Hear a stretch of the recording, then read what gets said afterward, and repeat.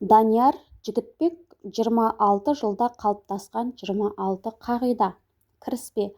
Өзімнің 26 жылы аяқталып келе жатыр. Аз да емес, көп те емес. Шүкір, жеткеніміз бар, жетпегеніміз бар.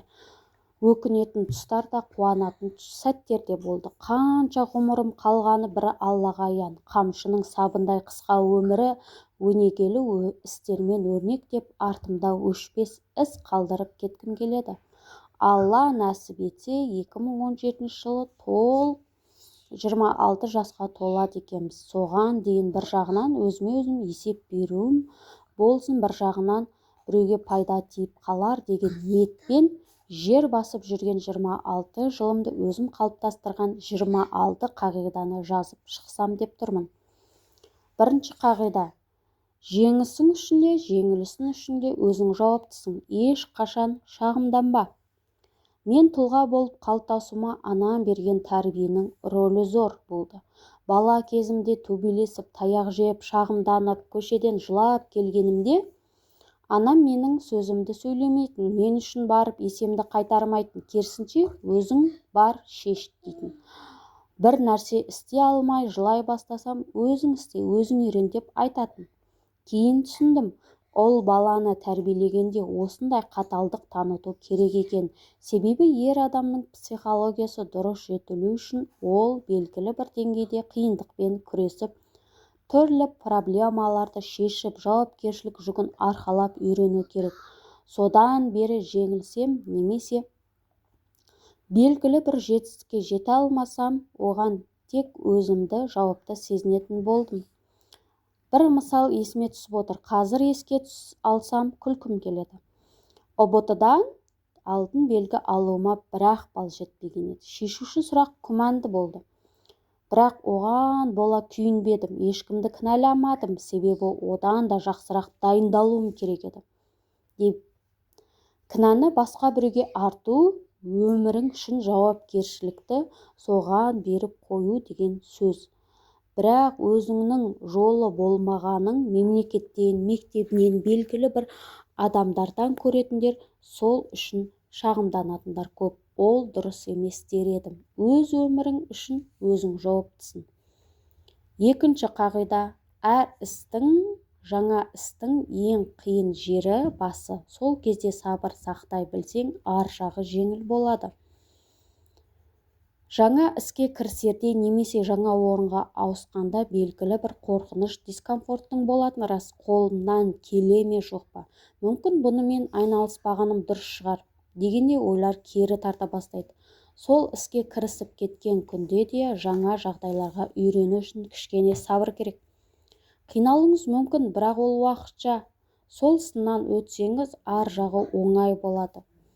Университетке түскен жылы оқудан қиналдым, үлгермедім, ұйқым азайды, түсінбеген материалды бірнеше рет оқыдым, мүмкін басқа нәрсемен айналысармын деген ойлар қылаң берді.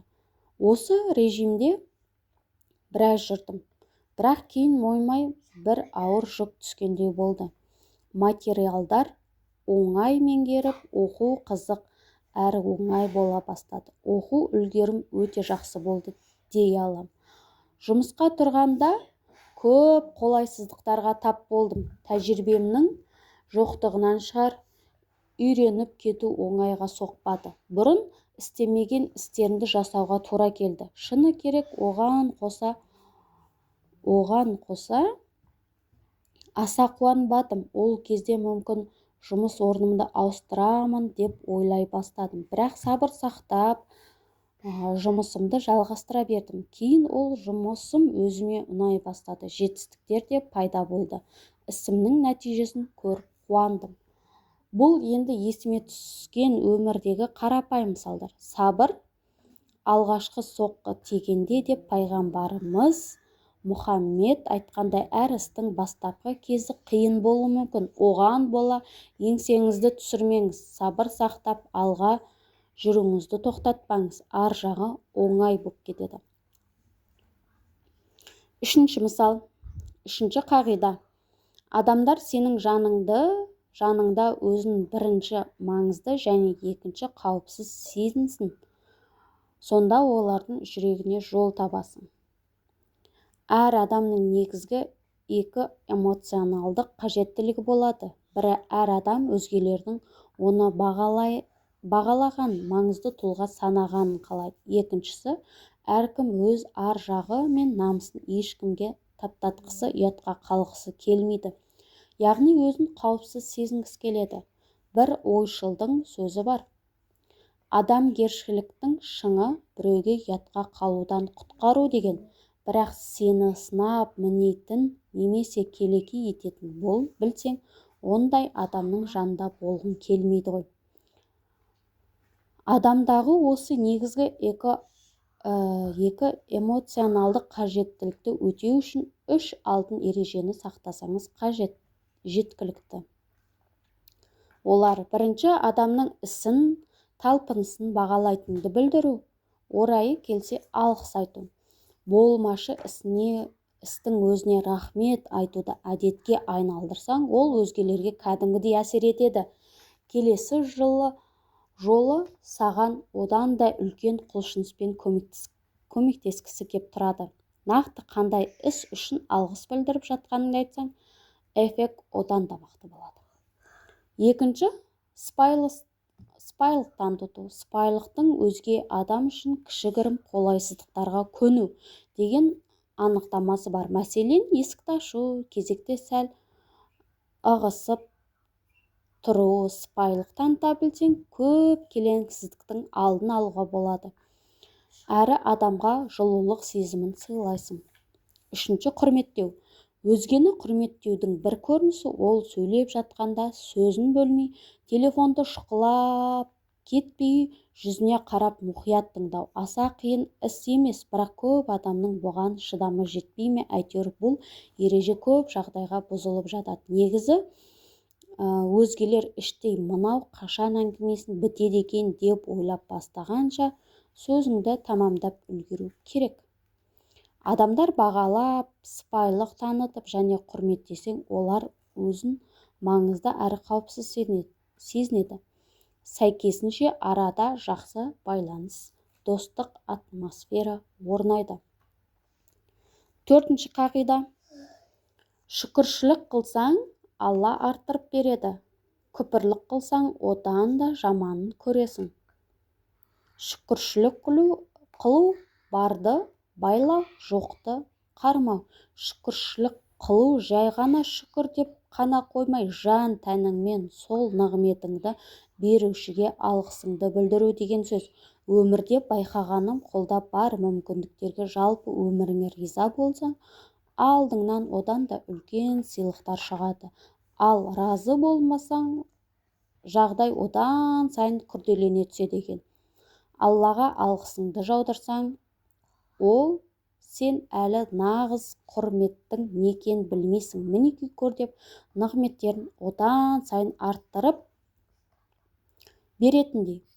Керісінше, наразылық танытсаң, ол сен нағыз проблемаң не екенін білмейсің. Мінеки көр деп одан да үлкен қиындықтар жіберетіндей. Өзімді шүкіршілікке үйрету үшін бір кезде шүкіршілік күнделігін жүргіздім. Күн сайын нақты не үшін шүкіршілік ететінді жазып отырдым. Күніге 10 шүкірліктен жаздым. Қайталамауға тырыстым. Бастапқы кезде осы мен нақты не үшін шүкірлік етем деп күнделігімді толтыруда қиналғаным рас. Біз шүкір деп айтқанмен көп нығметтерді байқай бермейді екенбіз. Адам нақты не үшін алғыс білдіретінін білсе, ерекше сезімге бөленеді екен. Сөйтіп, күннен күнге шүкірлік ететін нәрселер оңай табыла бастады. Айналамдағы бұрын байқамаған кереметтерді көре бастадым. Бұл күнделікті 6 айдай жүргіздім. 1800-дей шүкіршілік жазып тастаппын. Пайдасы көп болды-ау бұл жаттығудың. Ми құрылымы да өзгереді ғой, деймін. Өмірді түрлі түсті бояуларда көре бастадым. Шын шүкірліктің дәмін сезгендей болдым. Достарым үшін шүкіршілік еттім. Айналамдағы ізгі жандардың қатары артты. Білімім үшін шүкіршілік еттім. Таным, көкжиегім кеңейе түсті. Денсаулығым үшін шүкіршілік еттім. Аурудың не екенін ұмыттым. Айта берсең мысалдар көп. Психологтардың қорқыныш пен уайымды шүкіршілдік кетіреді деген рас екен. Яғни шүкіршілік етсең, сенімділігің арта түседі. Қиындықтың өзін өсу мүмкіндігі ретінде көресің. Қысқасы, өмірің күн сайын жақсара берсін десең, шүкіршілік етуді тоқтатпа. 5-ші қағида. Істемейтін болсаң, уәде берме. Уәде бердің бе, істе. Шамасы 5-6 сыныпта оқып жүрген кезім. Бір ұстазым бізді сыныпта қалдырып шығып бара жатып, шуламай отырыңдар, жарай ма? Уәде бересіңдер ғой. Уәде Құдайдың сөзі деп айтатын еді. Сонда біз әйтеуір тәртіпті болып отыратынбыз. Сол сөздер санамда әлі жаңғырып тұр. Уәде Құдайдың сөзі. Кейін осы сөздің мағынасын, Құрандағы Алла уәдесін бұзбайды деген сөздерді оқығанда тереңірек түсіндім. Келісілген уақытта келу, алған затын уақытында қайтару, мойнына алған жауапкершілікті абыроймен атқару, уәдені орындаудың көріністері. Мені қатты ашуландыратыны біреудің уәдесін бұзу, сөзінде тұрмауы. Әрине, үзірі болса кешіріммен қараймын дегенмен мойнына алған міндетке немқұрайлы қараса бейжай қала алмаймын. Өзім уәде берген болсам, міндетті түрде орындаймын. Ал орындай алмайтын болсам, уәде бермеймін. Кейде бір кісілер өтініш жасап жатады. Сол кезде көңілін қалдырмау үшін уәде бермей-ақ қояйын.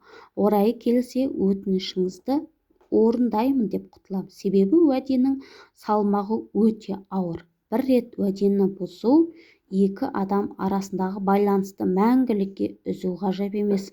Біреудің ақысы жеңіліп, көңіліндегі сыз қалуы мүмкін. Ал уәдеңде тұрсаң, сенімге ие боласың, елдің құрметіне бөленесің. Мен берген уәдесінде тұрудың керемет үлгісін әкемнен көріп өстім. Кішкентай кезімде ойыншық әперем, қыдыртам деп уәде берсе, соны істегенше жаны тыныштық таппайтын. Бала сезімтал болады ғой. Оған сөз бердің бе, міндетті түрде орында, әйтпесе ақ-парақтай көңіліне кірбің түседі. Бала тәрбиесіне осыған ерекше көңіл бөлу керек деп ойлаймын. Бір байқағаным, бүлдіршіндердің алдында уәдеңді орындамасаң және олардың да уәдесін алып, оны орындауын талап етсең, олар көнеді. Мысалы, кәмпит сатып алып әперем деп уәде бердім ғой. Міне, мен сөзімде тұрдым. Ал сендер де ойыншықтарыңды жина, уәде бердің емес пе? десе, бала тіліңді алады. Сөз соңында уәдені орындаудың қаншалықты маңызды екенін көрсететін пайғамбарымыз Мұхаммедтің өмірінен бір үзік келтіре кетсем. Пайғамбарымыз бір кісімен бір жерде белгілі бір уақытта кездесуге уағдаласады. Бірақ әлгі кісі кездесу жайлы ұмытып кетеді. 3 күннен соң есіне түсіп, кесілген жерге келсе, пайғамбарымыз сол жерде әлі тұр екен. Сонша күттірдің ғой деп әлгі кісіге, болмашы істің өзін істеуге уәде бердіңіз бе? Сонда уәдеңізде тұруға тырысыңыз. Уәденің үлкен кішісі болмайды, себебі уәде Құдайдың сөзі. 6-шы қағида. Қорқатын нәрсеңді істеуге тырыс. Қорқынышыңа қарсы жүрген сайын ол азаяды. Ең алғаш мектеп сахнасына шығып өлең оқығаным есімде. 7-ші сыныпта оқып жүрген кезім. Мұқағали оқулары болатын. Ақ-иық сонда жұрттың алдына өнер көрсетіп көрмеген менің сол кездегі қорқынышымды сөзбен айтып жеткізу мүмкін емес. Жалпы адамды ең үлкен қорқыныштың бірі елдің алдына шығып сөйлеуден қорқу деп жатады ғой. Ала қаным терлеп жанымды қоярға жер таппадым. Неге қатыссам деп келісім бердім екен. Тыныш жүре бергенім жақсы еді ғой деп өзімді жазғыра бастадым. Сөйтіп қорқып тұрғанда менің кезегім келді. Шықтым, оқыдым. Даусым дірілдей әйтеуір айтып шықтым, бірақ мойнымнан бір жүк түскендей жеңілдеп қалдым. Аса қорқатындай нәрсе емес екен. Ең бастысы қорқынышымызға қарсы алғашқы қадамымды жасадым. Одан кейін сахнаға шығып жүрдім. Бір кезде мектеп театрында да өнер көрсеттім. Шыңғыстың рөлін сомдап, бір қалалық конкурсқа қатыспын. Сол кезде бір жеңіл қобалжу болатын, бірақ баяғыдай қорықтым дей алмаймын. Елдің алдында сөйлеу қорқынышын жеңгендей болдым. Өмірде басқа да қорқыныштарым болған, бірақ ақырын жеңіп келем. Түсінгенім қорқыныш иллюзиясы. Біз қорыққан нәрселердің 80-90% ешқашан орындалмайды деп айтсам қателеспейтін шығармын. Керісінше, қорқатын нәрсеңді істеген сайын қорқынышың сейіле береді. Сенімділігің артады. Бұрынғыдан да мықты бола түсесің. Қорқыныш барлық адамның бойында бар. Жүрегінің түгі бар, батыл адамдар да тура сияқты қорқады, бірақ олар қорқса да оның дұрыс қабылдап қорқынышына қарсы жүрумен ерекшеленеді. Өзгің келсе, өзгергің келсе, өзіңнен шын мүмкіндіктерді білгің келсе, қорқатын нәрсеңді істе. 7-ші қағида. Жақындарың тірі күнде бағала. Сезіміңді білдір. Кейін кеш болып қалуы мүмкін. Қарбалас тірліктің қаммен жүріп, жақындарымыздың қадірін білмей жатамыз. Өз проблемаларымызға басымызбен кіріп кеткеніміз сонша ата-анамыздың жағдайын сұрауды ұмытып кетеміз. Сыртта өзгелерге көрсеткен ілтипатымызды, сыпайылығымызды үйге келгенде жақындарымызға көрсете алмаймыз. Соңғы рет анашым, әкешім, мен сізді жақсы көремін, берген тәрбиеңізге мың алғыс деп қашан себепсіз айттық екен. Соңғы рет жақындарымызды қашан себепсіз құшақтап сүйдік екен. Біздің менталитетте бұндай ашылып сезім білдіру жоқ десе де болады. Эмоциямызды көрсетуге қиналамыз, бір түрлі ыңғайсызданамыз. Бұндай көріністі тек кинода ғана көруге болатын сияқты. Бірақ жақындарымызға бұндай сөздер көңіл бөлуіміз қалай әсер ететінін білсек қой. Ерекше жылы сезім сыйлайды, жүректерін жібітеді. Өз басым ата-анаммен ашылып сөйлесе алам дей алмаймын. Арада бір барьер бар сияқты.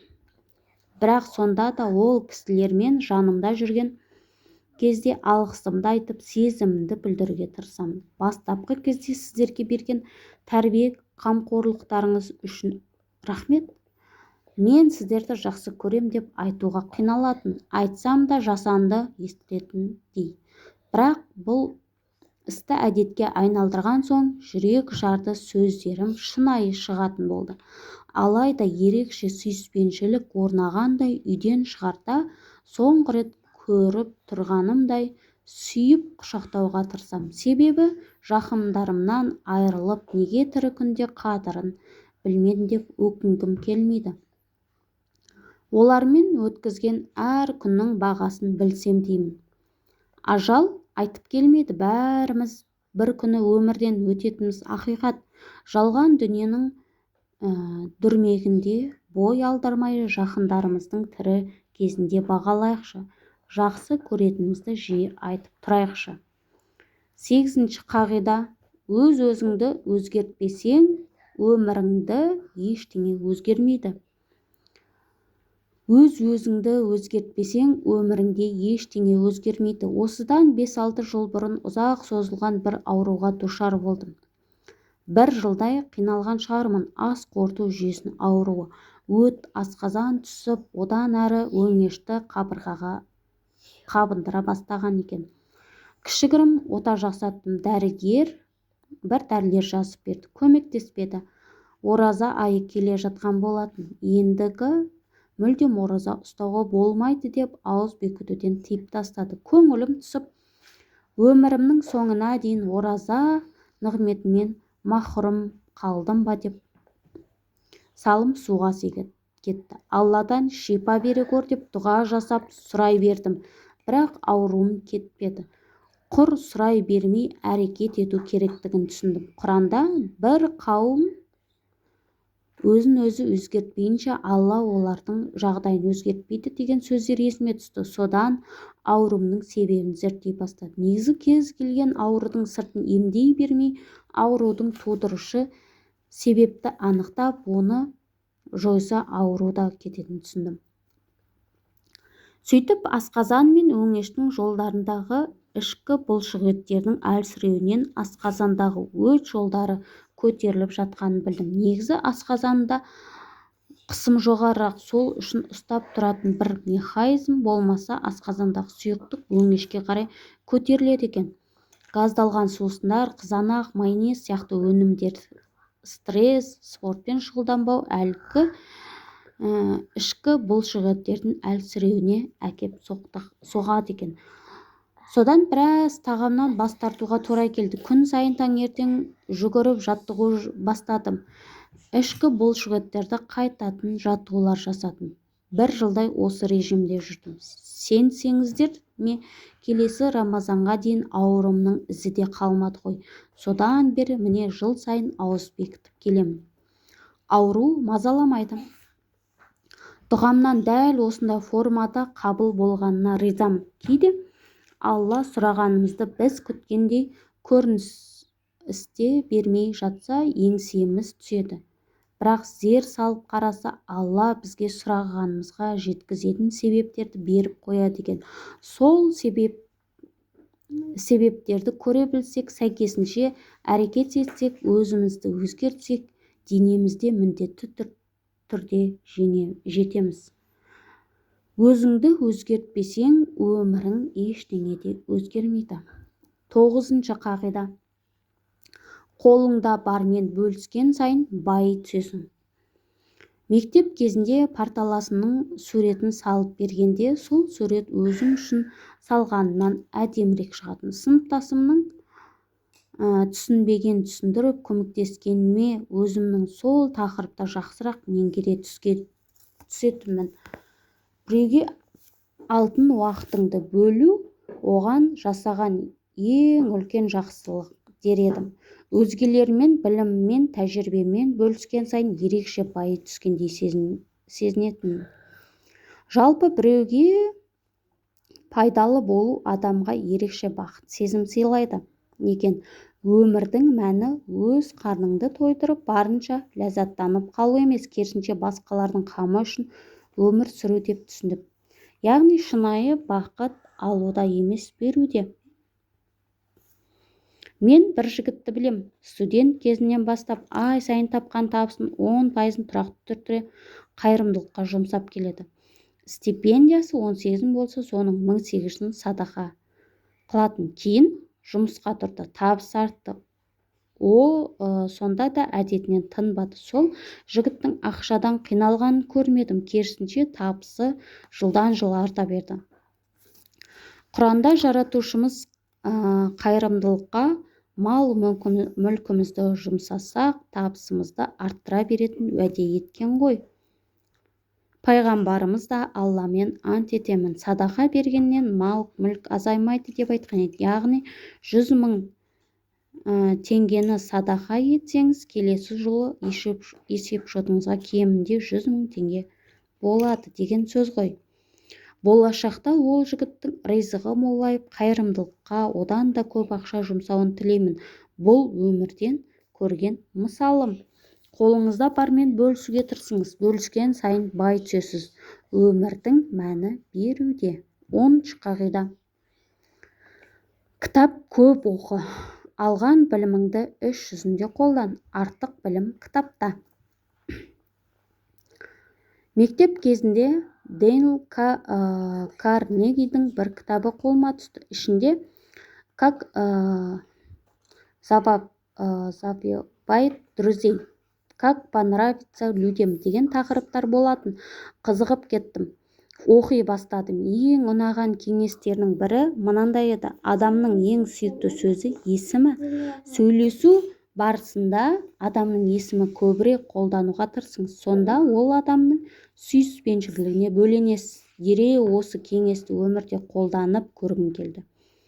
Қазір еске алсам күлкім келеді. Достарымның есімін жиі айта бастадым. Реакцияларын аңдып тұрдым. Әсері қалай болады екен деп. Әйтеуір оң әсері болған сияқты. Айтайын дегенім, кітап оқып болған соң алған біліміңді бірден жүзеге асыруға тырысу керек екен. Қазір кітап көп оқитын сияқтымын, бірақ амал етуім аздау. Жалпы кітап оқу керемет нәрсе ғой. Жетістікке жеткен адамдардың өміріне қарасаңыз, барлығын кітап көп оқыған байқайсыз. Мен бұл өмірде Абаймен, Лев Толстоймен, Наполеон Хиллмен кездеспеймін, анық. Бірақ ол кісілердің еңбектерін оқып, олармен сұхбаттасқандай, ақыл кеңестерін тыңдағандай боламын. Біреулер 60 жыл өмір сүріп, әлі түсінбеген ақиқаттарды кітап оқып ұға аласыз. Артық білім кітапта. Абай: өзгелерден озық болудың, өмірді жеңілдетудің, білімді арттыра түсудің жалғыз жолы кітап оқу. Оқығанды өмірде қолдану. 11-ші қағида. Шын ниетпен жасаған істің ғұмыры ұзақ болады. 5-6 сыныпта оқып жүрген кезім, мектепте бір студент апай келіп арабша сауат ашу курсын өткізді. Курсқа 2-3 бала қатыстық. Әр сабақ қызықты өтетін. Арабша әріптерімен танысып, ережелерді меңгеріп, Құранда түп нұсқадан өзіміз оқи алатын деңгейге жеттік. Ол кісі діни сауатымызды да ашты. Пайғамбарымыз мұсылманның парыздары жайлы айтып беретін. Ол кезде дін қазіргідей кең тарамаған еді. Апайымыз хиджабта болатын. Ол уақытта шариғат шәлісін кигендерді онша көре бермейтін еді ғой. Қазір еске алып, ол кісінің табандылығына, ниетінің шынайылығына таң қалып отырмын. 2-3 бала бола апта сайын мектепке келіп тегін сабақ беретін. Әрқайсымызға мұғалім Сәни деген тауhid кітапша әперіп, сол бойынша үйреткен еді. Сол кітапша менің үйімде әлі тұр. Мыжылған, ескірген әрине.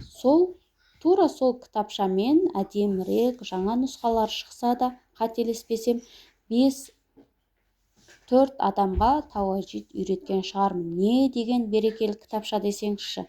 Пайдасы әлі тиіп жатыр. Бұл апайымның ықыласының мықтылығы, ниетінің тазалығын көрсетіп тұр деп ойлаймын. Иә, Алла разылығы үшін еш қайтарым күтпей шын жүрекпен жасаған істің ғұмыры ұзақ болады да жағаласып тұрады деген рас екен. Ұстазымның есімін де есте қалыпты, әдемі. Қазір ол кісі қайда екенін білмеймін, бірақ алғысымды білдіргім келеді. Әдемі апай, Алла разы болсын. Құранмен алғаш достастырған өзіңізсіз. Біздің Құран оқып алған әрбір сауабымыз сізге де жазылсын. Өлмейтін іс қалдырғыңыз келсе, әуелі ниетіңізді жөндеңіз. Шын ниетпен жасалған істің ғұмыры ұзақ болады. 12-ші қағида. Мықты болғың келсе, ұнатқан нәрсеңмен айналыс, ал айналысатын нәрсеңді ұнатқың келсе, мықты бол. 7-8 сыныпта геометрия, алгебра, физика, химия сынды жаңа пәндер оқи бастады. Көпшілік ұната бермейтін, түсінуге қиын болатын. Содан болар жаратылыстану пәндеріне қызығушылығым қатты болды дей алмаймын. Жетістіктерім де анау айтқандай болмады. Бір күні бір кісі: сен барлық пәннен үздіксің, бірақ геометрия, алгебра сияқты пәндерді мойындау керек. 5-ке тартпайсың деп намысыма тиді. Мен перфекционизм оянып, бұл олқылықтың орныма қойып, олай емес екенін дәлелдегім келді. Сөйтіп бұл аксиома, теоремаларды дәлелдеймен жаттай бастадым. Скаванидің есептер жинағы есептерді шығаруға кірістім. Бір мұғалім Скаванидің ең қиын деңгейінде есептерін шығара алсаң, математиканы физматтың деңгейіне меңгердім дей берсең болады деді. Не болса да шығаруым керек деп мақсат қойдым. Біраз тер төгудің нәтижесінде планометрия деген махаббатым оянып, жалпы техникалық ғылымдарды сүйе бастадым. Жетістіктер де көп күттірмеді. Сканавидің В деңгейін есептерін шығаруға жарап қалдық. Жалпы түсінгенім, бір іспен айналысып, соны мықты меңгерсең, ол істі жақсы көре бастайды екенсің. Бұған универ кезінде жұмысқа тұрғанда талай көзім жетті. Басында ұнатпаған істің барынша жақсы жасауға, шебер болуға тырыссаң, еңбегіңнің нәтижесін көргенде сол іс қызық бола бастайды. Бірақ мойындау керек, сол қолмен қанша әдемі жазып үйренсең де, оң қолмен жазғандай болмайды екен. Сол үшін ұнататын ісіңіз болса, соны дамытуға, мықты меңгеруге тырысыңыз дер едім. Қалай болған күнде де ұнату, ұнатпау көңіл күй мәселесі. Жұмысыңыз бірде ұнауы, бірде ұнамауы мүмкін. Бастысы еңбек, қолға алған істің барынша көркем түрде орындауға тырысу. 13-ші қағида. Үндемеуді үйрен, ақшадан қиналмайсың. Ата-анам кішкентай кезімнен үнемшіл болуға баулады. Жарықты өшіріп жүр, суды ашық қалдырып кетпе, тамағыңды тауыс, үйде ит жоқ деп ысырап жасамауға үйретті. Өздері де үнемшілдіктің керемет үлгісін көрсетті. Әлі күнге дейін газға тағы от жағу керек болса, қолданылатын сіріңкені алып жанып тұрған отқа тұтатады. Киімді бір киіп тастай салу деген бізде атымен жоқ. Бала кезде менен қалған киімді марқұм інім киетін. Одан қалса ауылға жіберетінбіз. Олар қаладан келген киімге мәз болатын. Бізде жыртық киімдерді жібергендердің сияқты біз де сендерге тесілген құрттарымызды жібереміз демеген. Ауылдағы кең көңіл туысқандарымызға алғысым көп. Ата-анам қарапайым жұмысшылар, жоғары білімдері де жоқ. Анам медбике, әкем құрылысшы. Сөйте тұра тапқан таянғандарын той-томалақ, туысқандарға көмек, біздің оқуымыз, тамағымыз, киіміз бәріне жеткізген.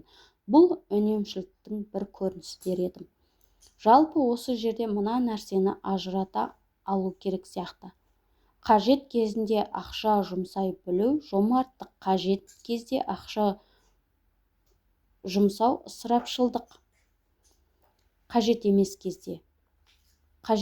кезде ақша жұмсамау, үнемшілдік. 3-4 ай бұрын өзімнің қаржылық жағдайымды реттеу үшін кіріс шығысымның есебін жүргізе бастадым. Қарапайым Google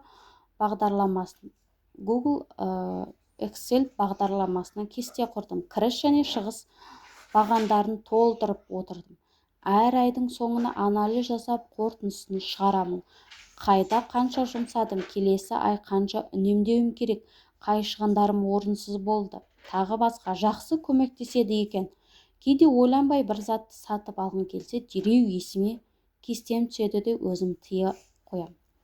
Жалпы ақша үнемдеу не үшін қажет? Бірінші, қарызға батудан өзіңді сақтандырасың. Екінші, үнемдеген ақшаңды білімге, жеке дамуыңа инвестиция ретінде құя аласың. Тренинг, кітаптар, шетелге. Үшінші, шетелге саяхатқа шығу үшін ақша жинайсың. Төртінші, өзіңнің артылғанды қайырымдылыққа жұмсайсың. Үнемдеуді үйренуіміз керек. Теңге тиыннан құралады, тамшыдан тама дария болады. Әр нәрсеге үнеммен қарай білсек, бай түсеміз. Қолда барды көбейтеміз. Қауіпсіз болашағымыз, қаржылық тәуелсіздігіміз негізін қалаймыз. 14-ші қағида. Көңіліңізге сыз қалдырған жандарды кешіре біл. Кешірдім деп айту оңай, бірақ іштегі өкпе налыны өшіріп тастау қиын.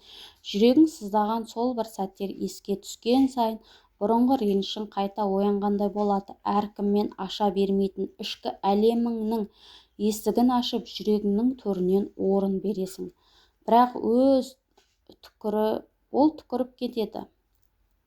Сен оған бәрін беруге дайын боласың, бірақ ол сезіміңді, сеніміңді аяқ асты етеді. Сондай кезде кешіріп көрші. Шын кешіріп көрші. Қиын. Ет пен сүйектен жаралған жұмыр басты пенде болған соң мен де бірде осындай күй кештім. Бір адам кәдімгідей көңілімді қалдырды. Негізі проблемаларым жайлы айтқанды ұнатпаймын, әлсіздігімді білдіргім келмеді. Сыртқа шығарғанмен ішім қыз қайнайды.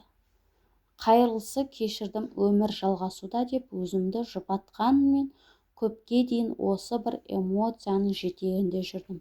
Біреу жайлы жаман ойда болудың өзімде еш пайда бермейтінін, керісінше эмоционалдық энергиямды соратынын білдім. Сөйтіп көңіліме сыз қалдырған сол бір жанға хат жаздым, өлең түрінде. Оны жоғары бағалайтынымды білдірдім. Шын жүректен бар жақсылықты тіледім. Сенесіздер ме? Осы хатты жазып жібергенім сол еді. Ұзақ уақыт бойы еркін тыныстауыма мүмкіндік бермеген бір жүк мойнымнан түскендей болды. Ерекше бір жеңілдікті сездім. Бар өкпе нала сол хатта еріп кеткендей, түсінгенім оңай болмаса да біреуді кешіру мүмкін екен және жүрегімізді таза ауа ұстау үшін өкпе, реніш дегендерден барынша арылуымыз керек. 15-ші қағида. Қарапайым бол. Қарапайымдылық адамға болатын ең ұлы да әдемі қасиеттерінің бірі дер едім. Қарапайымдылықтың өзіңді мен осындай кереметпін деп көрсетуге тырыспауың, өз орныңды білуің, қандай адам болмасын сұрағына құрметпен жауап беруің, өзіңді жоғары санамауың. Жалпы бір байқағаным адам жемісі көп ағаштың иіліп тұратын сияқты. Адам неғұрлым мықты болған сайын соғұрлым қарапайым болады. Ел алдында жүрген ағаларымыз тірідей болсын, желіден болсын жауап бермеді-ау деп сұрақ қоюға, әңгіме бастауға ниеттенгеніміз рас, бірақ көзімнің жеткені олардың мықты болу қарапайымдылығынан сияқты. Жазғаныңа жауап қайтарғанда өзің тең көріп, тіл қатқанда бір жағынан таң қаласың, бір жағынан риза боласың. Талай рет елге белгілі азаматтармен сұхбаттас болдым. Қарапайым адамның жанында өзіңді жеңіл, шынайы сезінеді екенсің. Бір ресмилік, жасандылық жоқ. Лев Толстойдың мықты адамның бәрі қарапайым деп айтқан. Ұлылық қарапайымдылықта, ұлы әдеби шығармалар, ұлы өнер туындылары бәрі қарапайым. Қарапайым айфонның дизайнына қарасаңыз артық ештеңесі жоқ. Ықшам түсінікті, бірақ сол қарапайым дүние жасау үшін талай тер төгілген, ми қайнады, сол күш сыналды. Қарапайымдылық жайлы қарапайым жазбамда айтайын. Қарапайым бол. Қарапайым қағиданы ұстанып жүрсек жаман болмаспыз. 16-ші қағида. Мемлекетте, қоғамда, әлемде бір өзгерістің болуын қаласаң, сол өзгерісті өзіңнен баста. Мен жүргізуші куәлігін алу үшін 7 рет емтихан тапсырған адаммын. Сатып ала салмадың ба, өзіңді қинап жүрген сен де бір қызық екенсің дейтін шығарсың. Бірақ мен пара беру, алу, бармақ, басты, көз, қысты сияқты тірліктерге түбегейлі қарсымын. Себебі жемқорлықтың, парақорлықтың мемлекетіміздің түбіне жететін, дамуымызды тежейтінін білемін және оны кең таралуын қаламаймын. Иә, жол ережесін бірнеше рет бұздым, бірақ пара бермедім, айыппұл төледім. Бакалавриатқа, магистратураға таныссыз ешкімге ақша ұстатпай түстім. Жұмысқа да аға көкем орналастырмады. Мен өзім қалаған өзгерісті өзімнен бастадым. Сол саған ғана қарап қалып па? Жүйе сондай. Қазір онсыз ешкім ештеңе шешілмейді. Оқуға түсу үшін де, жұмысқа тұру үшін де, бір жерге қағазыңды өткізу үшін де ақша ұстатуың керек, танысың болу керек деген нәрселер жұрттың санасына сіңіп кеткен. Сондай, қазір басқаша ойласаң, әрекет етсең, күлкіге қаласың. Сөйте тұра аналар же батыр, мыналар же батыр деп жоғарыда отырғандарды сөгеміз. Олар да біздің арамыздан шықты ғой, аспаннан салбырап түспеді. Біз өзіміз сондай болсақ, солай басқарыламыз. Қоғамды өзгеріс әрқайсымыздан басталады. Жол полиция қызметкерін жек көргенше оларға пара бермеңіз. Ол үшін жол ережесін сақтаңыз. Қалаңыз жайнап тұрсын десеңіз, көшеде ешкімге байқатпай қоқыс қалдыратын, тастап кететін әдетіңізді қойыңыз. Жақын қоқыс жәшігіне меншігіне ұстап тұрыңыз. Қазақ тілінің мектебінде өскеніңіз қаласаңыз, өзіңіз тек қазақша сөйлеңіз. Ас бөлмесінде отырып алып, басқаларды кінәлап сөге бергеннен еш пайда таппайсыз. Оданша өзіңіз қалаған өзгерістің басы болыңыз. Сізден үлгі алып, басқа жандар принциптеріне берік бола бастайды. Осылайша қоғам түзеледі. 17-ші қағида. Шешім қабылдарда өзгелермен ақылдас. Қазақтың кесіліп пішкен тон келте болмас деген сөз ұнайды. Дәл айтылған. Белгілі бір шешім қабылдауға өзгелердің пікірін білу, кеңесіне жүгіну маңызды. Өз басым жаңа істі қадам бастарда, бір жоба бастар кезде достарыммен, жақындарыммен ақылдасып алам. Тіпті жаңа жазба немесе өлең жазғанда да алдымен сыншыларыма оқытып, ой пікірін білем. Көп ісімнің сәтті болуының бірден-бір себебі сол да шығар деп ойлаймын. Кеңесетін адамыңыз міндетті түрде ақсақал немесе көпті көрген адам болуы шарт емес. Өзім кейде бір мәселе жөнінде кішкентай балалардан да ойын сұраймын. Ойлары өзіне қызық. Бүлдіршіндердің де айтары бар. Адамның өмірін 180 градусқа өзгертіп жіберу бір-ақ сөз жетеді. Ал ол сөз Алла сіз күткен жерден біреудің аузына салып қою мүмкін. Сол үшін өзгелердің сөзіне құлақ аса білу керек. Жалпы байқағаным, адамдар өзгелерге ақыл айтқанды, жөн сілтегенді ұнатады. Мүмкін олар сол сәтте өздерінің маңызды біреуге қажетті сезінетін шығар. Осындай керемет күй сыйлағаның үшін олардың да кеңестерін аямайды. Біреу кеңес сұрап келсе, маған да ұнайды. Барынша білгеніммен бөлісем. Не дерімді білмесем де жауабым дайын болмаса, өзің қалай ойлайсың дей салам. Сөйтіп ол адамның өз ойын айтып, өз-өзіне кеңес бергендей болады. Қысқаша ешкімнің көңілін қалдырмайды. Ісіңіз берекелі болсын десеңіз, ең дұрыс шешімді тапқыңыз келсе, өзгелермен ақылдасыңыз, қателеспейсіз. 18-ші қағида. Мықты болғың келсе, мықтылардың арасында жүр. Кез келген салада тез өсудің бірден-бір жолы сол саладағы мықтылардың араласу, солардың арасында жүру. Мен оқыған универде IT өз ісінің керемет меңгерген мықты жігіттер көп болды. Соларға жақын болуға тырыстым. Біразмен достасып та үлгердім. Қандай кітап оқып жүрген, немен айналысып жатқанын, бос уақытында қандай іспен шұғылданатынын сұрап үлгі алып, кейбір әдеттеріне бойыма сіңіріп, қатарларынан қалмауға тырысатынмын. Айналамдағылар мықты болған соң, соларға қарап бой түзеп, өзім де тез жетіле бастадым. Иман жолында алғашқы қадамдарымды жасап жүргенде де қоршаған ортам иманды әлсіретіп алмай, қуаттап жүруімен септігін тигізді. Әдетте бұл тәртіпті көз ашы, көкірегі ояу, намазхан достарым аз болмады. Сұхбаттарына қатысып, оларға қарап, өз минустарымды жөндеп, жақсы әдеттерін өз бойымнан көргім келді. Жалпы иманым әлсіреп кетті ме, не істесем болады дегендерге иманды тақуа жандардың арасында көбірек болуға тырысыңыз дер едім. Жұмысқа орналасқанда белгілі бір ірі жобаны жүзеге асыру жүктелді. Компаниямызға миллиондаған долларлар әкелетін телекоммуникациялық жоба. Маған артылған жауапкершілік үлкен еді. Универді енді бітірген кезім.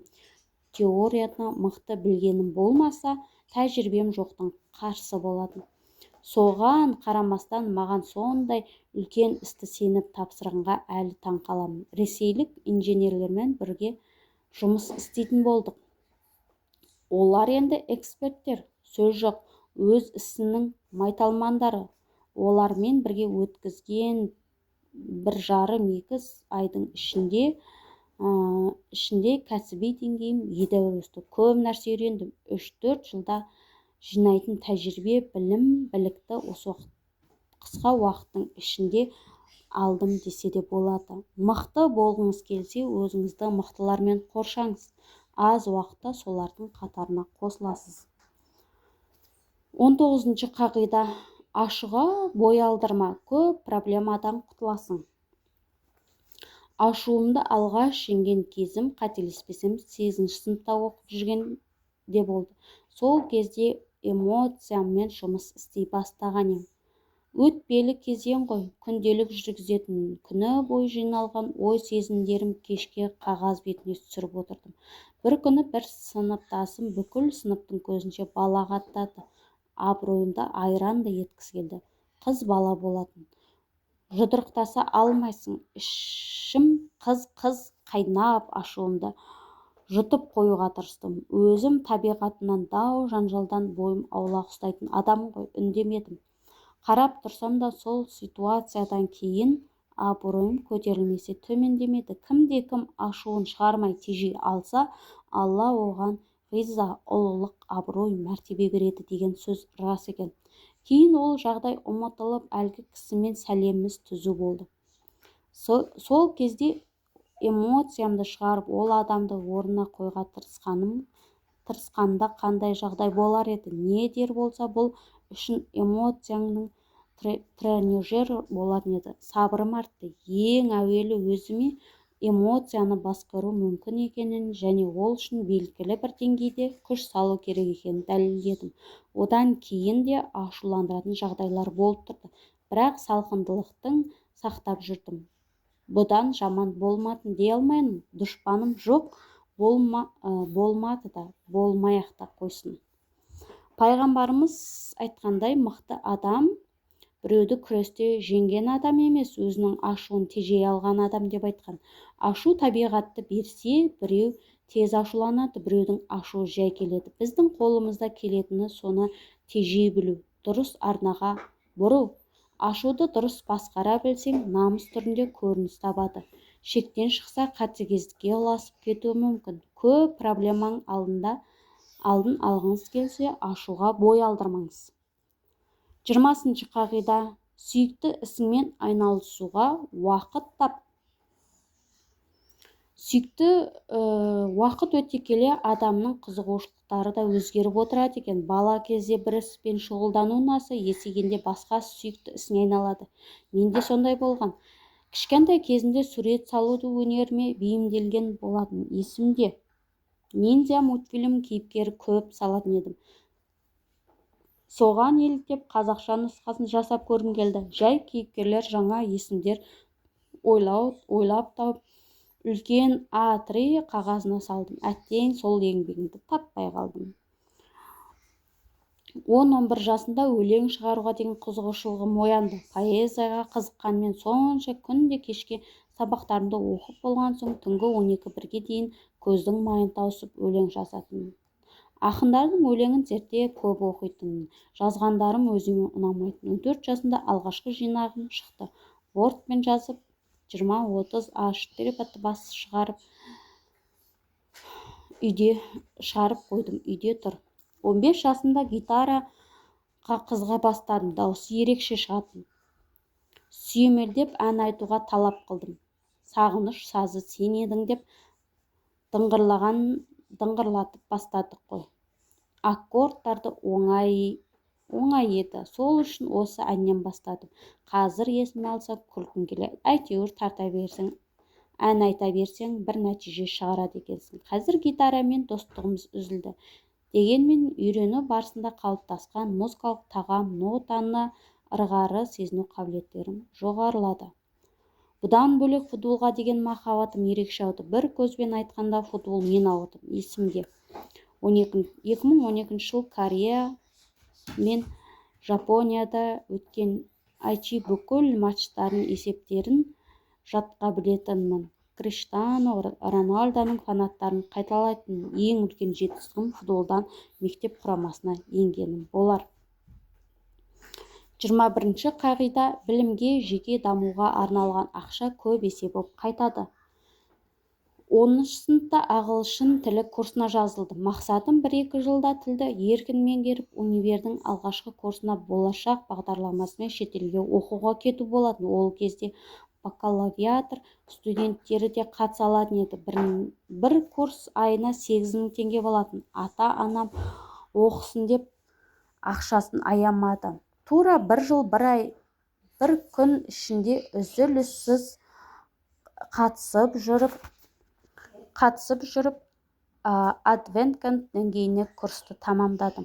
Сонда ағылшын тілін жеткілікті деңгейде меңгеру үшін барлығы 104.000 теңге ақша жұмсалыпты. Жұмсалған ақша уақыт күшін ақтады. Тіпті көп есе болып қайтты. Кейін өзім түскен IT университеті ағылшын тілінде болды. Әлемнің соңғы озық білімін алуға есік ашылды. Жұмысқа тұрарда артықшылық берді. Сәйкесінше жоғары жалақыны сұрай алдым. Заманауи әдебиетте оқып түсінуге мүмкіндік туды. Білімге, жеке дамуға салынған инвестиция ең керемет инвестиция. Жұмыссыз жүрсеңіз немесе өзіңіз оқыған сала ұнамаса, я болмаса жалақысы аз болса, нарықтағы сұранысқа ие, өзіңіздің көңіліңізден шығатын бір мамандық бойынша арқылы болса, курс өтіп, кітаптар сатып алып, өзіңізге инвестиция жасаңыз. Аз уақытта одан да көп ақша табысқа қол жеткізесіз. Бір жігіт жайлы естідім. Өзі IT саласы бойынша жоғары білім алған, бірақ оған дизайн, интерьер саласы көбірек ұнайтын. Сөйтіп аз-маз жинаған арнайы курсқа қатысып, сол саланы меңгеру үшін жұмсады. Жарты жылдай оқыды ғой деймін. Сұранысқа ие сала ғой. Тапсырыстар алып, табысын еселеді. Айтайын дегенім, табыс әкелетін белгілі бір саланы меңгеру үшін 4 жыл универде оқу міндетті емес. Оданша аз уақытта тез қажетті білім машықтарға үйрететін кәсіби курсқа ақылы болса да қатысып, өзіңіздің бәсекелестік қабілетіңізді арттыра аласыз. Білімге, жеке дамуға жұмсалған ақша ешқашан текке кетпейді, керісінше пайда келеді. 22-ші қағида. Өлімді еске алып тұр, жүрегің жұмсарады, оның ойың реттеледі, мақсатың айқындалады. Әр іске жауапкершілікпен қарауға тырысып, өмірде кейбір жағдайлар шиеленісіп кеткенде маған байланысты емес сыртқы факторлар үшін уайымдап, ары қалай болар екен деп қам жеп жатсам, тұрсам да таппайтын сәттер болып тұрады. Ондай кезде жүрегімді тыныштыратын нәрсе өлімді еске алу. Егер ертең өмірден өтетін болсам, әлгі жанымды жегідей жеген дүниелердің ешқайсының мәні болмай қалады ғой. Данияр, оған бола алаңдап не қыласың? Бәрібір ертеңгі күнге дейін жетпеуің күмәнді. Сол үшін дәл қазір қолыңнан келгенді істей бер. Ал ертең не боларын көре жатарсың деп өзімді жұбатам. Өзімді еске алу ойды да реттейді. Егер мен 1 ай өмірім қалса, дәл қазір айналысып жүрген ісімді жалғастыра берер ме едім деп өзіңізге сұрақ қойыңызшы. Шынайы жауап беріп көріңізші. Адамның жүрегінің түбінде жатқан шынайы арман мақсаттарды өлімді еске алғанда алдыңғы кезекке шығады екен. Маңызды деп ойлап жүрген нәрсең мәнсіз болып қалады. Өлімнің жақындағанын сезген адам тәубе етіп, өткен қателік күнәларын түзетуге асығады. Өзі өмірден өтсе де пайдасы өзгелерге тие беретін ізгі істерді жасап қалуға барын салады. Жақындарын соңғы рет көріп тұрғандай қадірін тереңірек түсінеді. Адамның ең үлкен алданышы әлі өмірім алда деген сенім. Сол үшін маңызды деген істерде кейінге қалдырып, өзіңді рухани ахуалына, Құдаймен байланысыңа немқұрайлы қарайды. Өлімнен қорықпау керек. Бірақ өмір мәнсіз өтіп кетеме деп қорқу керек. Жүрегім жұмсарсын, ойларым ретке келсін, мақсатым айқындалсын десеңіз, өлімді еске алып тұрыңыз. 23-ші қағида. Өзіңді, киіміңді таза ұста. Анамыз кішкентай кезімізде тазалыққа баулыды. Іш киіміміздің өзін күнде жуып, үтіктеп қоятын. Мұрнымыздан су ағып жүрмейтін. Тырнақ, шаш уақытында алынатын, құлақ тазалататын. Жатақханада кішкентай бөлмеде тұрамыз. Соны күн сайын ерінбей жуатын. 7 жасымнан бастап маған жуғыза бастады. Қысқасы, бала кезде көрген тәрбиенің жемісі әлі де өзімде. Киімді таза ұстауға тырысам. Жаңбыр жауып тұрғанда балағымды былғамай жүре алам деп мақтанып қояйыншы. Кейде душқа жиі түсте бастасам, үйдегілерден суды ысырап етпесеңші деген сөз естіп жатам. Ондай кезде жапондар күніне душқа 2 рет түседі екен, ал немістер күн сайын күн тәртібінде 25 минутын жуынуға арнайды екен деген қарсы аргументтерімді айтамын. Намаз оқып жүргенде 7 жылдың жүзі болып қапты. Қазір дәрет бұзылсыз өмірімді елестете алмаймын. Тіпті дәрет алу намаздардың парызы болмаса да өзім үшін дәрет алуды тоқтатпайтын едім. Бір әзіл бар еді. Мұсылманның аяғы өзгенің бетіне тазарақ. Себебі ол күніне 5 рет дәрет алғанда аяғын жуады. Тазалық діннің жартысы. Тазалық тақырыбын қозғағанда ерекше тоқталып өткім келетін мәселе ауыз қуысының тазалығы. Күніне 2 рет болмаса да кешкі ұйқыға жатарда міндетті түрде тісті, тілді тазару керек. Ауыздан жағымсыз иіс шығып тұрса, немесе тістері сарғайып тұрса, жақсы әсер қалдырмасы анық. Өз басым ауыз қуысының тазалығына сақтауда мисуактан асқан нәрсе көрмедім. Қолданып көріңіз, әсерін бірден байқайсыз. Сырты таза адам ішінде таза ұстауға тырысады. Тазалық денсаулық кепілі. Сондықтан жеке гигиена сақтап, үстіңізді киіміңізді таза ұстап жүруге тырысыңыз. 24-ші қағида. Жоспар құрып жүр. Уақытты үнемдейсің, өмірің реттеледі. Осыдан 2 жыл бұрын магистрлік практиканы өту үшін Германияға жолым түсті. Ол жаққа бірде профессорымызбен немістер мен қазақтардың айырмашылықтары жайлы әңгімелестік. Немістер бәрін алдын ала жоспарлап жүреді екен. Мысалы, сабақ кестесі жарты бір жыл бұрын әзірленіп қояды және өзгермейді. Бәрі жоспарға сай жүзеге асады. Өте тәртіпті ұлт қой. Профессорымызды қатты таңғалдырған нәрсе қазақтардың сол жерде шешеміз, барғанда көреміз дейтін екен. Ондайды немістер мүлде түсінбейді. Оларға жоспар құрмаса немесе жоспарсыз іске кіріссе аптырап қалатын көрінеді. Осы тұрғыдан алғанда мен немістер сияқтымын. Жоспарсыз жүрсем, өзімді жайсыз сезінем. Жоспар құрудың бір пайдалы жері уақытыңды алдын ала пайдалы істермен толтырып тастайсың. Нақты не істейтініңді білесің, уақытты үнемдейсің. Әйтпесе немен шұғылданатыныңды білмесең, уақытты бос нәрселерге жұмсайсың. Біреу кеттік десе ере бересің. Күн соңында тағы бір күнім бос өтті деп бармағыңды шайнайсың. Бұл күнде қайталанады. Сөйтіп өмірің өтеді де кетеді. Уақыт шектеулі ресурс. Оны тиімді пайдаланудың бірден бір жолы жоспар құрып жүру.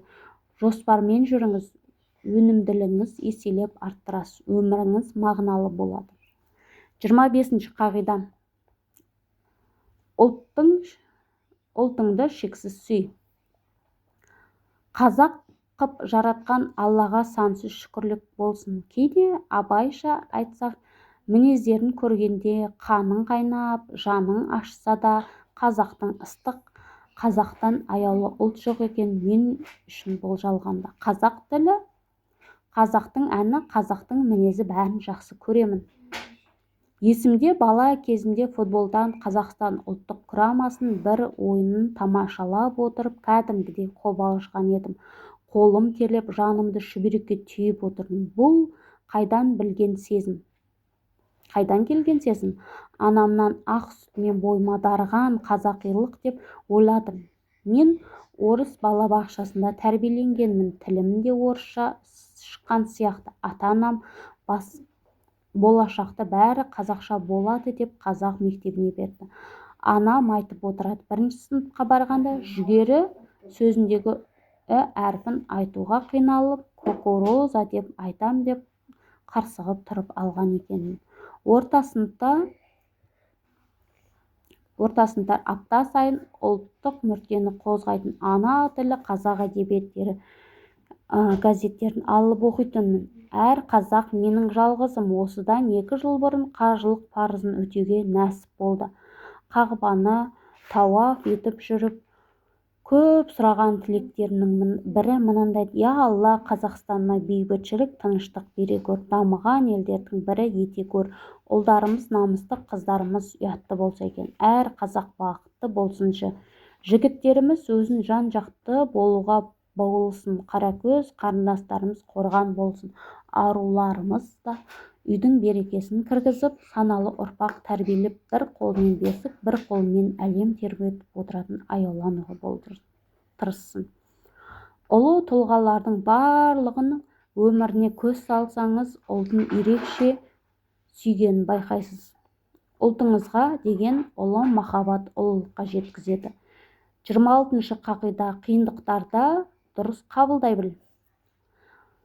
Былтырғы жаз мен үшін оңай болмады. Біршама проблема қабаттасып, еркін тыныстауыма мүмкіндік бермеді. Көлігіммен абайсызда жаяу жүргіншілерді қақтым. Жұмыста өзім тасымалдауға жауапты болған 26 миллиондық тауарын жоғалттым. Көз алдымда тұманданып, айналам бұлыңғыр тарта бастады. Енді не істеймін?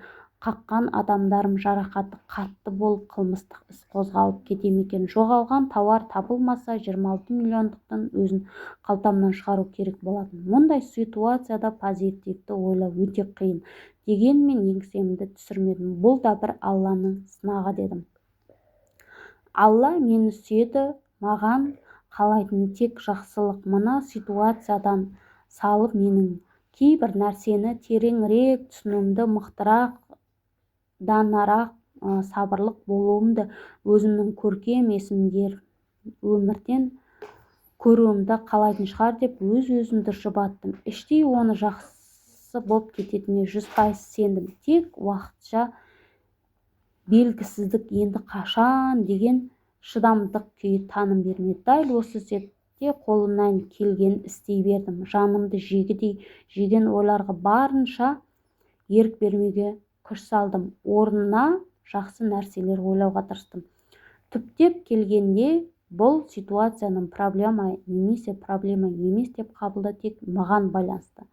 Оптимист проблемалардан мүмкіндіктер проблема көреді. 2-3 айдан соң осы күйде жүрдім. Алланың қалауымен бәрі мен ойлағандай жақсы болып шықты. Жаяу жүргіншілерге еш зияным тимепті. Айыппұл төлейтін болдым. Жүргізуші куәлігімді қайтарып берді. Жоғалған тауар ойламаған жерден табылды. Басқа қалаға кетіп қалды.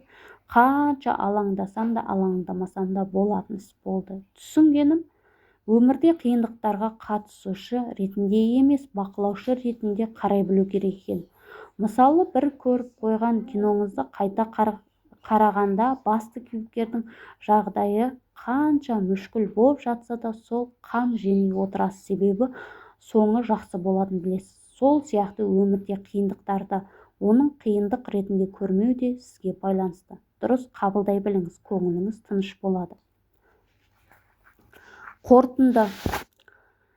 Бүгін Алланың қалауымен 26 жасқа толдым. 26 жыл өмірімді артқа қалды. Осы уақыт ішінде түйгенім, түсінгенімді қағидалар түрінде жазып шықсам деп едім. Міне бүгін соңғы қағидаларымды жазып бітірдім. Бұл қағидаларды жазудағы мақсаты мынандай: бірінші, өткен өміріме шолу жасау, екінші, ғұмырымда із қалдырған сәттерді естелік етіп жазып қою, үшінші, мүмкіндік кішкентай ғана өмірлік тәжірибемнің біреуге пайдасы тиіп қалар деген ой. Бұл өмірдің ең бақытты сәттерін жазып жүрер болсыншы бір дәптерің. Бір оқып шық, көздеріңе мұңайған сол дәптерің шуақ сыйлар беттерін деп жазған едім бір кезде. Өмірде түрлі жағдайлар болып тұрады. Қуаныш пен қайғы адасқан бұл өмір. Осы қағиданы қайталап оқып, көңіліме медеу көріп отырамын. Мотивация болар деп ойлаймын. Осы уақыт бойы қолдап, жылы лебіздерін аямаған баршаңызға зор алғысымды білдіремін. Алла мәнді де сәнді ғұмыр кешуіңізді бәрімізге нәсіп етсін.